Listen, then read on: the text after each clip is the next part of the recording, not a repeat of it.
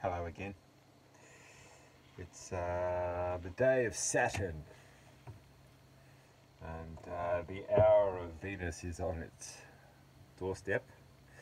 In fact, it might have already ticked over. And day of Saturn is always a day to start off the day that you're doing things that you don't want to do, or that you prefer that you maybe didn't have to do. So it's always good to start out something in your body, and then something in your environment, and honour the two existences that we live in before turning around and doing something for oneself, which ultimately you've already done two things for yourself. You just weren't quite sure. My day began with waking up at a rather early hour, because when you're living this life, it tends to be the easiest thing to do in a bed by yourself, to wake up and experience the entirety of the day before turning into a princess or something other. But I'm actually not here to talk about the days, more in relation to the singularity that these kind of lifestyles can end up creating. And when you choose a lifestyle that is not common, you then limit yourself in relation to the people that would integrate, relate, and even share it with you.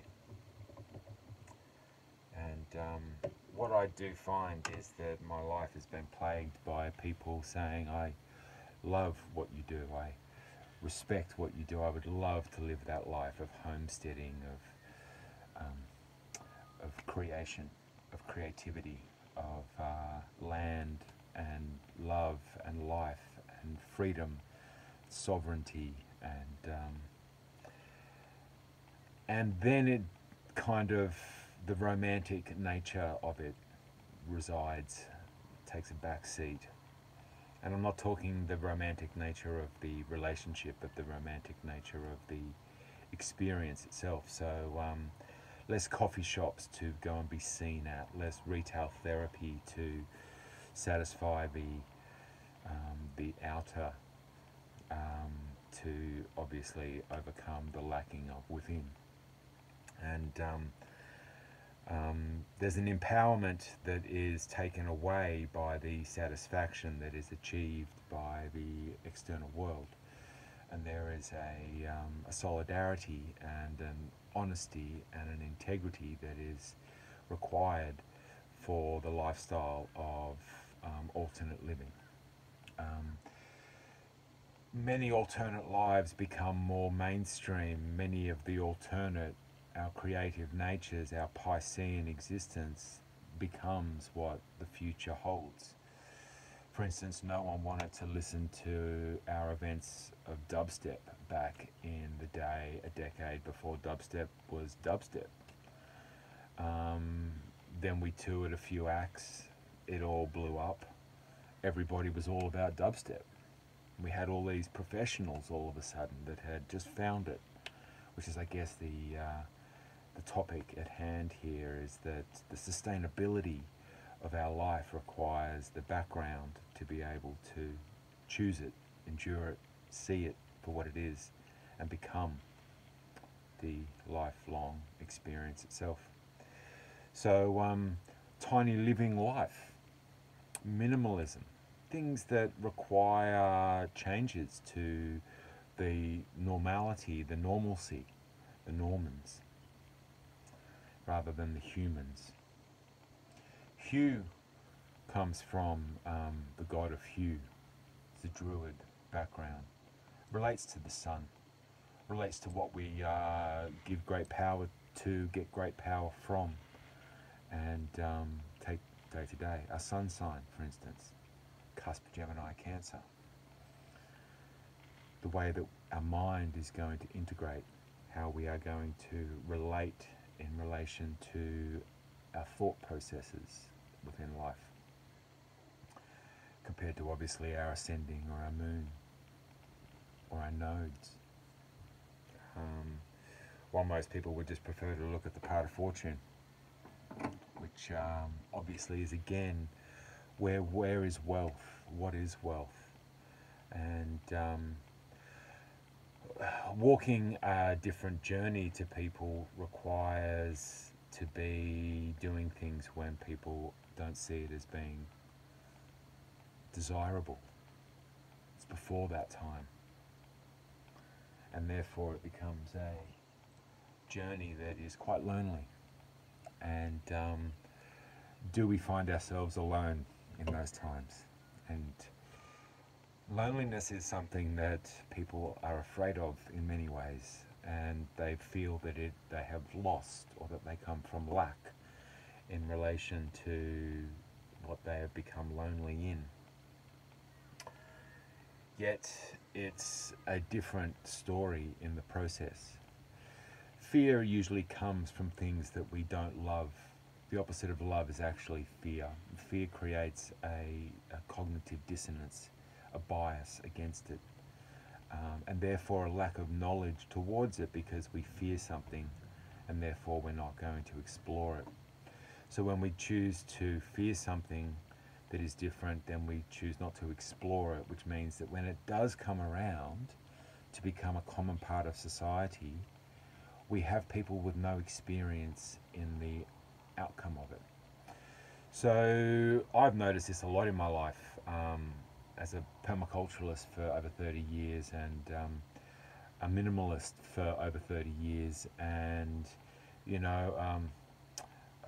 electronic producer of music that's not yet defined for over 30 years, and creator of community in relation to putting generations in the future ahead of our intentions in the moment for over 30 years. So either I'm old or I'm consistent, one of the two, and maybe both. But at the same time, it's all a matter of perspective. And the perspective in relation to doing things different requires a different perspective of everybody doing everything the same.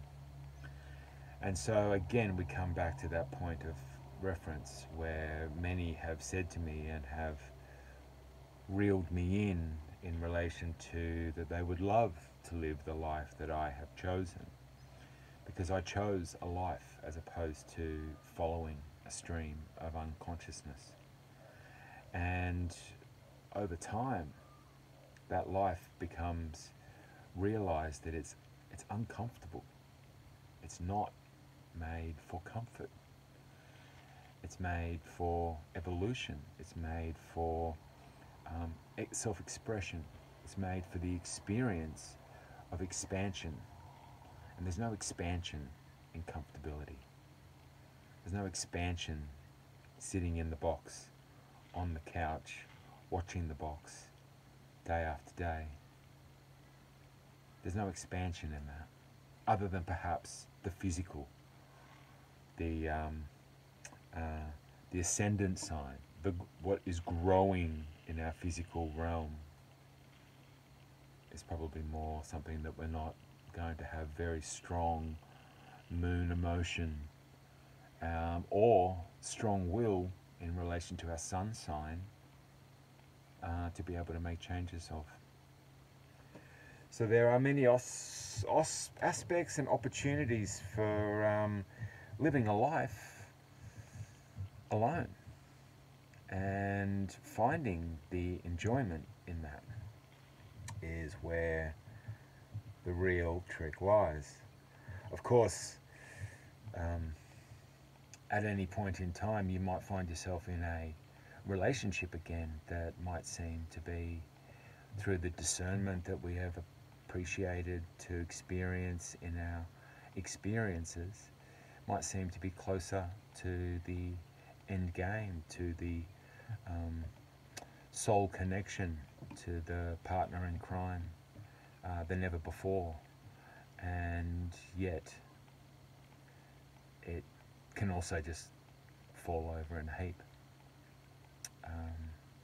which ultimately becomes a a self-expression of how are we on our own. Do we require the relationship? Is it what makes us, or is it something that is a complementary nature? Is the modern age of relationships not meant to be cohabitating? Are we meant to really honour the individual within us? And are we actually meant to honour the individual, the duality within ourselves? And the language of life is very confusing for us if we are not really engaging in ourselves to recognize how we've been sculpted with the spells of the spelling within it. So, solidarity in our solitude becomes a big one. I'm grateful because I have wonderful hobbies that allow me to explore the silence. It stems from growing up everywhere and having no backyard of neighbourhood to be able to feel like I was connected. So, solitude everywhere until the time where family was a priority, in which case that became an opportunity to start exploring relationships of which I had no experience in because I had been solo and single parented everywhere. So destined for solitude, destined to be alone, probably, and catering to it in any number of ways, no doubt. However, desiring another side of life in relation to the sharing of an existence is a time in the future, again, as trends that have been set by the leaders that live them, as opposed to the desirers of trends, no matter what they are, which follow them. Are we getting the honest person in relation to our lifestyles that we live? I've made lots of money in my life, and I've been approached in those ways as well. I've been on stages throughout my life, and I've been approached in those ways as well, and I've lived the alternate existence throughout it all, and I've been approached in those ways as well, and none of them have been true. None of them have been true to themselves to be able to be true to their choices, and therefore anxiety, angst, and emotional immaturity rise to the surface. And then, of course, we all travel downhill from there. So, living alone, living a life of solitude is one thing that I would like to share with you. Has wonderful value in it, but you will need hobbies, you will need passions. You know, I get to produce music, I get to mix music, I get to do astrology, I get to read tarot for people and runes, and just generally practice the occult. I get to be in my body. I get to sit in silence. I get to walk in nature. I get to work and witness the weather and the wildlife and explore myself more deeply in the process, which is going to obviously also be a very solo experience and refined to a point where how would anyone actually join that kind of a life? And I'm unsure how that would actually occur, as I've experienced over the years. And that's something that we keep learning without an expectation, because the Tao the flow in life, what is destiny, rather than the hamster wheel of fate, of making the same choices again and again. If you are true to yourself, then you don't need anybody else. But one day, throughout all of the learning and the pain and suffering that will occur, we have an opportunity to explore something far greater. And it will come when you're least looking and when you least want it. And at those moments, it'll be a gratitude and an unconditional love for us, ourselves and our paths, and the solidarity that we've created in our own solitudes. So for those out there that are realizing they too are ahead of a curve where the world is not ready to bend towards, stay ahead of your curves. Be true to yourself. You're not here to live for anybody else, not even your children. They are here to live for them. And while their experiences through these moments may seem quite confronting, it is only the things that are confronting that are going to provide us with the ascension that we actually come to this world to experience. So that's where I take it from. This is where I live it from, and this is what I would like to share with you today. So be well in yourselves. After all, that's all we truly have. Thanks for sharing your time. Bye for now.